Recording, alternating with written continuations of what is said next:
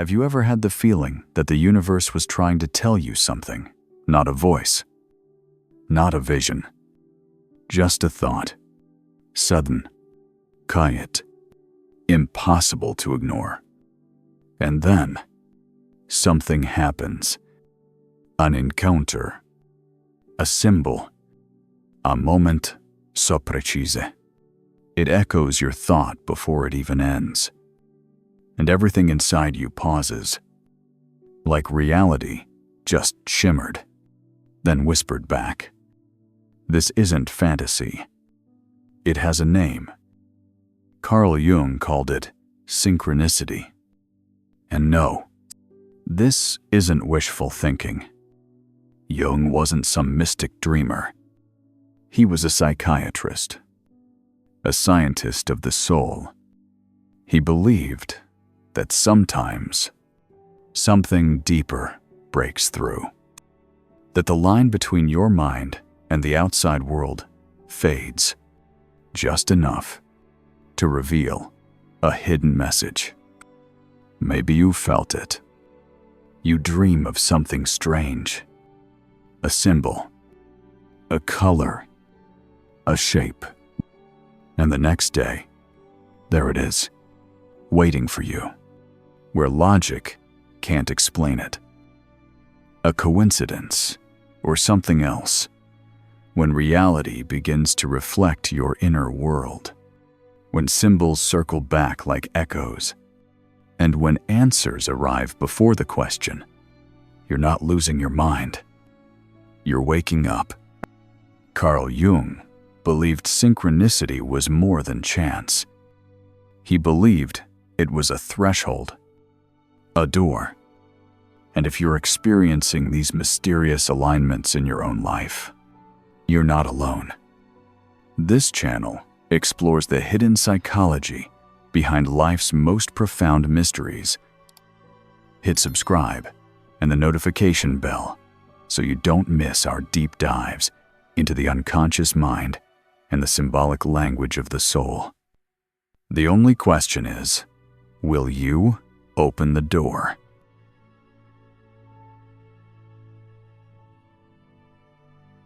Carl Jung didn't believe in pure chance. To him, life wasn't random. It was symbolic, alive, a tapestry of inner and outer events, woven together through unseen threads. And at the intersection of those threads, he found something extraordinary. He called it synchronicity, not cause and effect, not luck, but a moment where your inner world and the outer world align, not logically, but meaningfully. Picture this. You think of someone you haven't spoken to in years. Minutes later, your phone lights up. It's them. No explanation. Just connection. Or maybe you dream of a blue butterfly. The next day, you see that same image on a book you weren't even looking for. It pulls your attention. You feel something. Science might call this coincidence. But Jung said, pay attention. The meaning was never in the event. It was always in what it stirs awake within you. It's not enchantment. It's alignment. It's not fantasy. It's frequency. It's when reality echoes the language of your soul. Now, let's clear something up. Synchronicity is not the same as serendipity. Serendipity is a happy accident, a nice surprise. You find your favorite song playing in a cafe. It makes you smile. But synchronicity is different. It's not just pleasant. It's charged. It shakes you. It shows up when something deeper is at stake.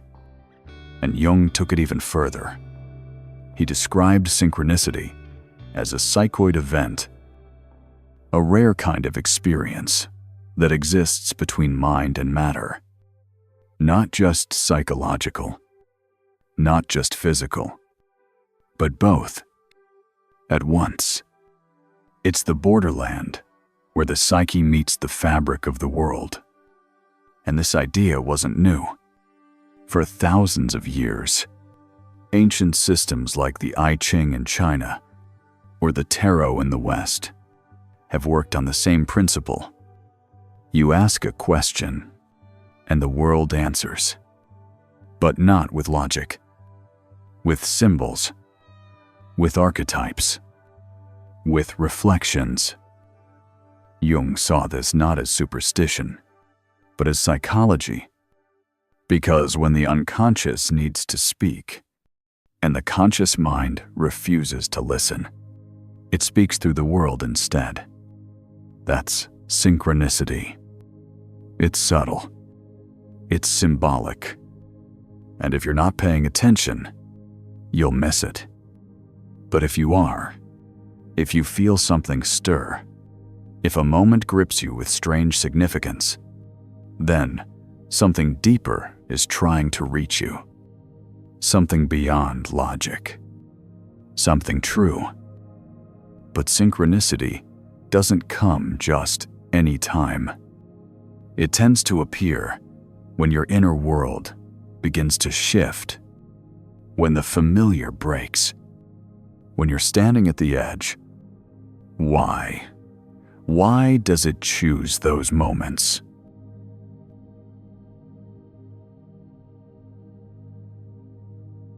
There are moments in life when the ground beneath your identity begins to crack. A loss, a betrayal, a sudden shift you didn't ask for, and nothing feels stable anymore. You try to think your way through it, but logic collapses. Answers dissolve into silence. You feel suspended between what was and what's next. Carl Jung believed that in these moments, when the conscious mind loses control, something deeper awakens. It doesn't speak in sentences. It speaks in signs, in fragments, in strange alignments that hit you sideways. It uses symbols, patterns, encounters. Sometimes, it even speaks through the world itself. This is synchronicity, and it almost always appears when you're at a threshold, when the old version of you is breaking down, and something new is trying to come through. This is what Jung called ego death. Not the end of life, but the end of a certain identity, a certain story. And in that collapse, your inner walls thin. You become permeable, open. This state is what Jung described as psychic permeability. When your consciousness becomes more receptive to symbols, signals, and the invisible threads of meaning that surround you. In ancient cultures, this moment was sacred, a rite of passage, the death of the old self and the initiation into a deeper kind of life. Today, we experience it as crisis, but the soul recognizes it as a turning point, and that's when the signs begin. You hear a sentence in a movie, and it answers a question you didn't even know you were asking. You keep seeing the same number, the same word, the same image, over and over again. It gets under your skin, not because it's rational, but because it feels undeniably personal. Take this example. A man loses his father. In the days that follow, he dreams of a black feather falling slowly, silently. Weeks later, he finds that same feather on the windowsill of his childhood home. He doesn't know what it means, but something in him shifts. These are not ordinary events. They are moments of resonance. They mark a dialogue between your soul and the structure of reality. They're not there to fix the pain. They're there to guide you through it. Synchronicity doesn't arrive when everything makes sense. It arrives when nothing does. Because that's when you're listening. That's when you're open. And if you pay attention, if you allow the silence, you might just hear something knocking from within. And that knock is not random. It's a message.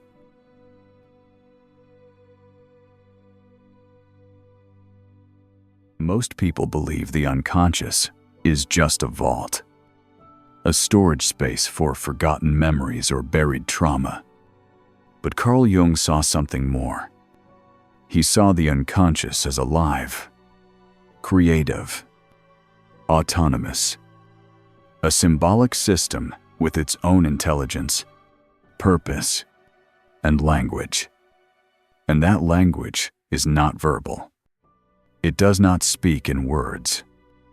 It speaks in symbols, in images, in sensations, in patterns that repeat, not by accident, but with intent. You believe you're steering the ship, but your deepest fears, longings, and resistances arise from somewhere far below the surface. And when you ignore that depth, when you suppress or dismiss it, it doesn't disappear. It finds another way to reach you. It might come as a dream you can't shake, a symbol that keeps reappearing, or an external event that seems to echo something inside you. This is not coincidence. It is the unconscious trying to speak, but it doesn't speak directly, because the truths it carries are not simple. They are emotional, layered, and often uncomfortable. It's not a lab technician. It's a myth maker, a sculptor of symbols. It speaks through image and form, like a dreamscape that only your soul can recognize.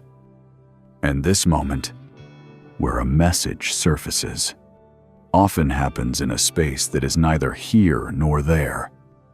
The psychological threshold, what Jung called the liminal space.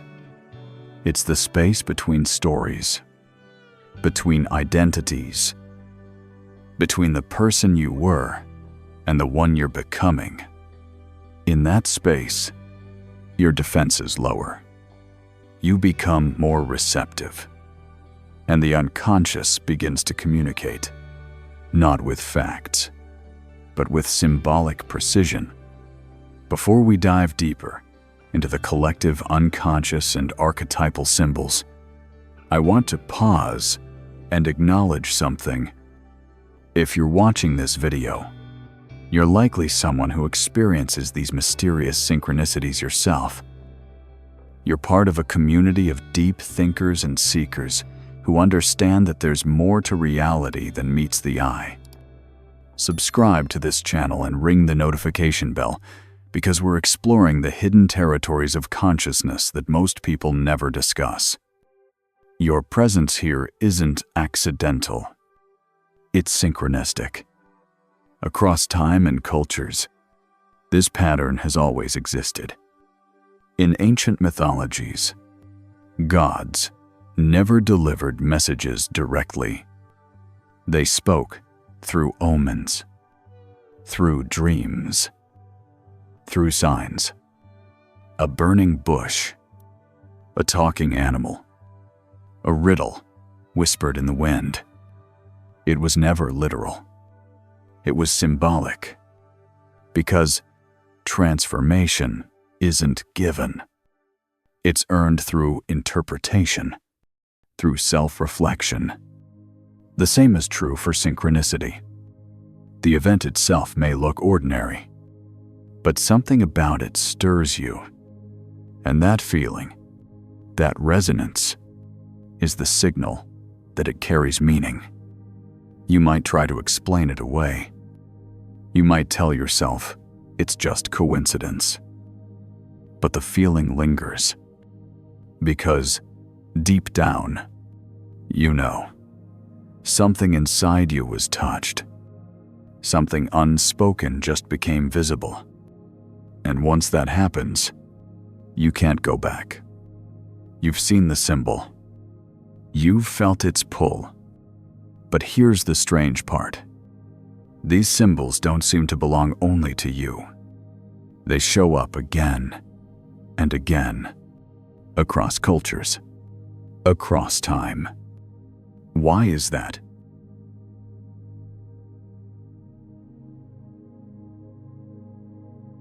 The human mind is not isolated.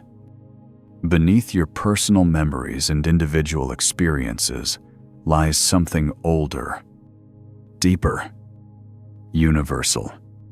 Carl Jung called it the collective unconscious, a shared psychic field that transcends culture, language, and time. It is a reservoir, a symbolic blueprint, and within it live the archetypes, primordial patterns of thought, behavior, and meaning. These archetypes are not invented. They are inherited. They emerge in myths, dreams, and stories from every civilization. The wise old man, the hero, the shadow, the mother, the trickster. They return again and again, not because we repeat them, but because they are the blueprints etched into the soul. You've seen them in films, in fairy tales, in moments of deep transformation, when your identity is breaking down and something timeless begins to speak. These symbols aren't decorative. They are functional. They help you move through life's psychological terrain.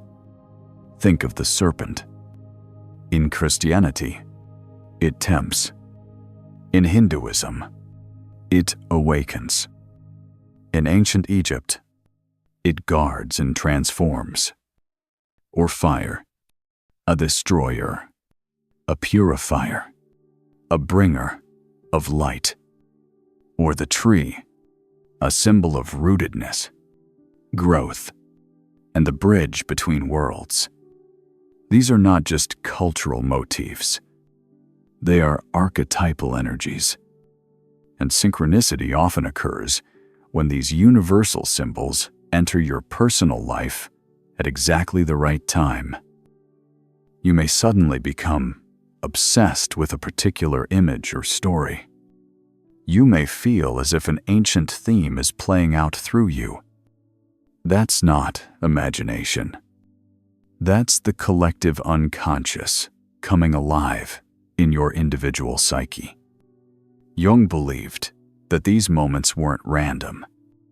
They were signals, signs that a psychological transformation was underway.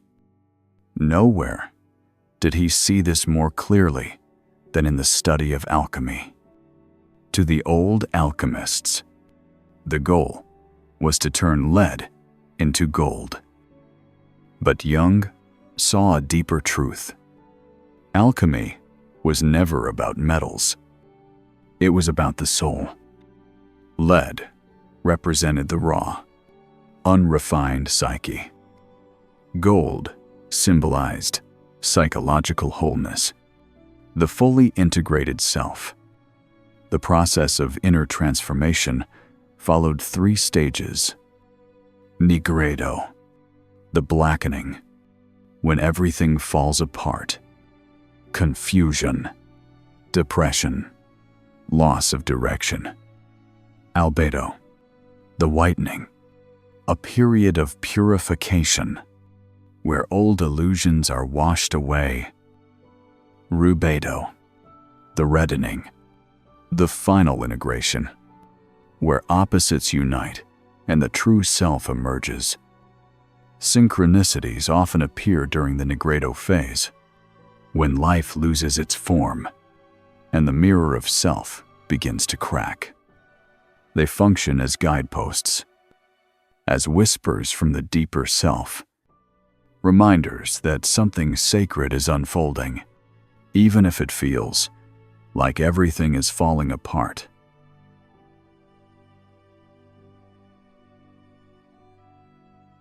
Seeing a sign is one thing. Understanding it is something else entirely.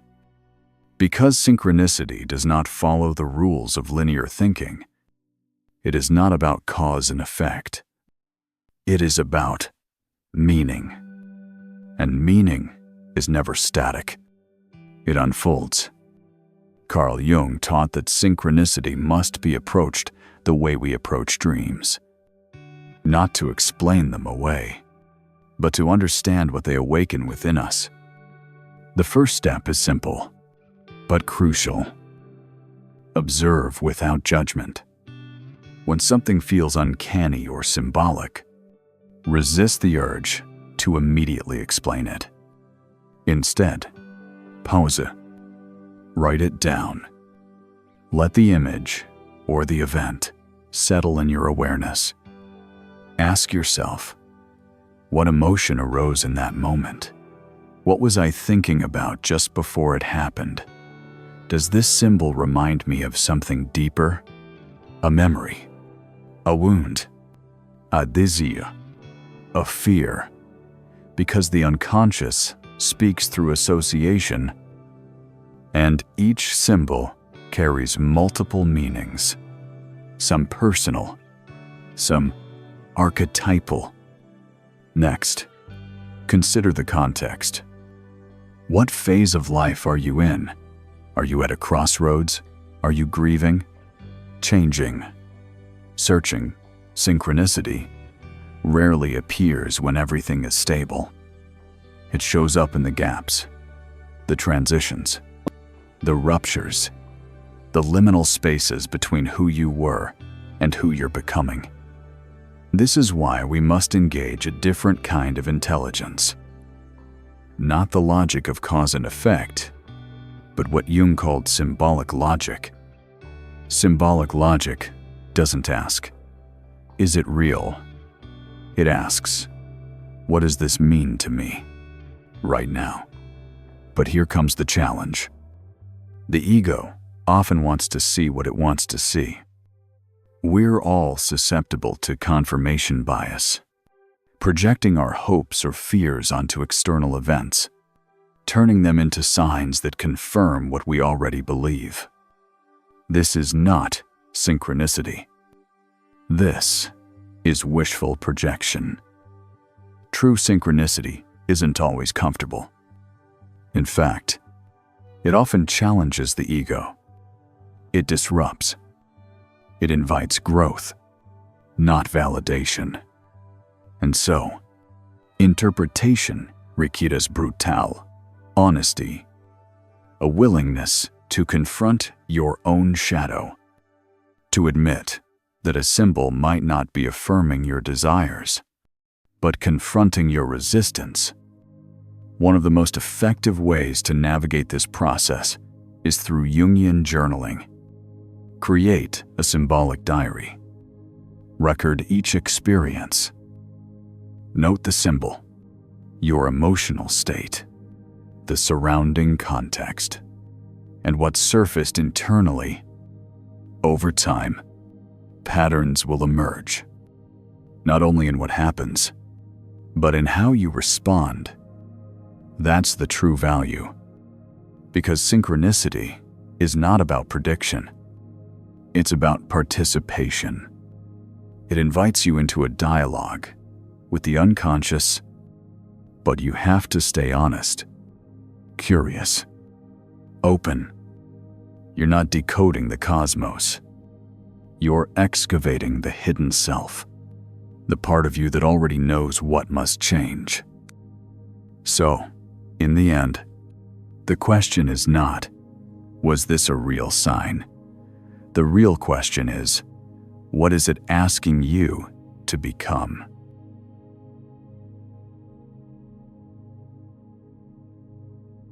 Synchronicity is not just a coincidence.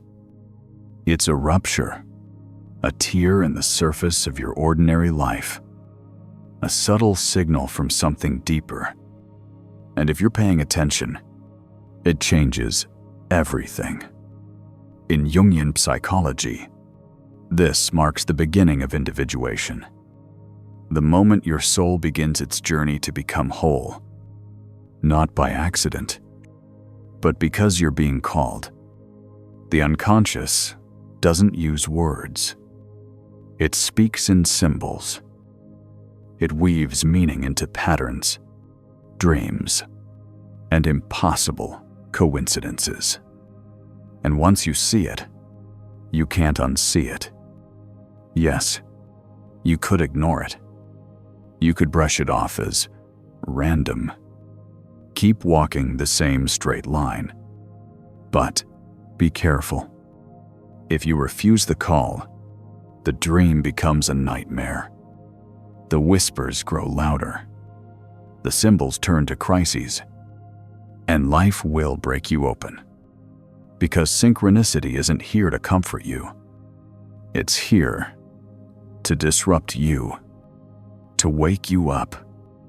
So you start asking better questions. Why now? Why this pattern? What truth is trying to rise? This is the work. Not chasing signs, but decoding them. Not with logic, but with symbolic vision. Think of it like entering a symbolic forest. Every image, every animal, every sudden event is a gate. A portal to a deeper layer of you. And once you step in, the world reflects your soul, like a mirror dipped in fire. Synchronicities multiply, and life becomes a dialogue with the invisible. But make no mistake, this path demands something real. It requires letting go of who you thought you were, and making space for who you really are. And if you dare to answer, you don't just walk a new path, you cross a threshold. One that ancient initiates knew well, the moment when the outer world begins to mirror the soul, not to please you, but to shape you. If you've seen the signs, if you've felt the pull, then you've already been chosen. Because synchronicity isn't just something you notice. It's something that summons you.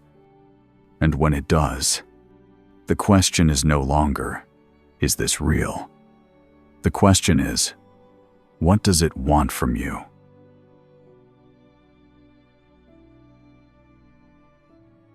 If this exploration of Jung's synchronicity has awakened something in you, you're part of a rare community of individuals who understand that reality is far more mysterious than we've been taught.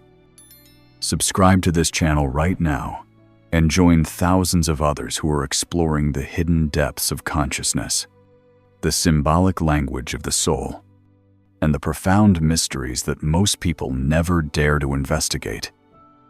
Hit the notification bell, because we're consistently uncovering the psychological and spiritual truths that can transform your understanding of reality itself. And remember, your presence here, watching this video right now, might not be as random as you think. Sometimes, the universe has a way of guiding us exactly where we need to be.